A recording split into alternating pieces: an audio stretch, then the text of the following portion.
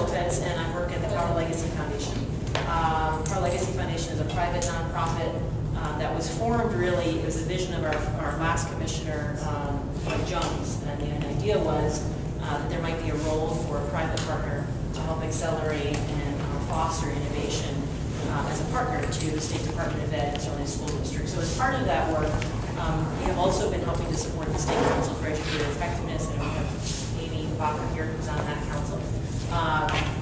What we wanted to do was invite, we didn't invite all districts, we invited a handful of districts. There are some we invited who couldn't be here because of spring break or CSAP and all the other many very challenging things that are going on in school districts right now. We are videotaping it, however, we'll be sharing it with others. We wanted to bring back Ted Hershberg and Claire Robertson-Kraft, and I'll let them introduce themselves because I won't do justice to their resumes.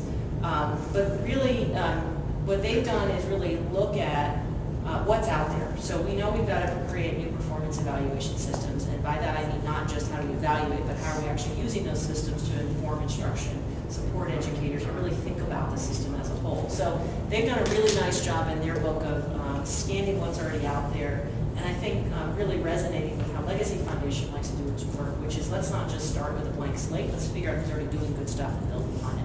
So they're going to share with you some of their work. I've asked them to really focus less on what's the idea and more to how can we use it here in Colorado. So we have nothing we're trying to sell to you. I think we want to do is start a conversation with school districts that we perceived had an interest in moving forward, an interest in acting as leaders in this state and thinking differently about evaluations, and also how you use them to inform instruction and the other pieces of your system.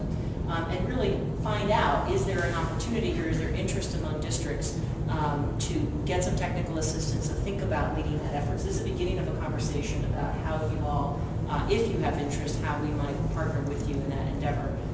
Olga Hansen, who works with me at the Legacy Foundation, whose full-time job is staffing the state council on, I won't use your sports analogy, but I think described it really well. So the state council will give recommendations next month. The state board will then start rulemaking around implementation of Senate Bill 191. What we're hoping Ted and Claire might be able to offer is to help bridge the gap between the recommendations, the state board rules, and the work that actually has to happen on the ground. So